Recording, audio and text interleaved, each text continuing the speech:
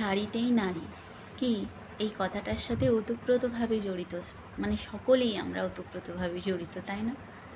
অদ্ভুত লাগে না একটু এটা শুনতে? কিন্তু এই সময় যদি আমি বলি এখানে দাঁড়িয়ে যে ধুতি পাঞ্জাবিতেই পুরুষ, কি শুনতে কেমন লাগছে?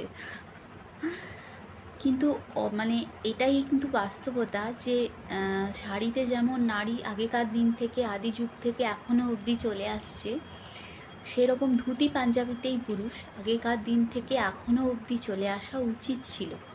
কিন্তু নারীকে সকল সময় যুদ্ধ করে সমস্ত অধিকার আদায় করতে হয়েছে।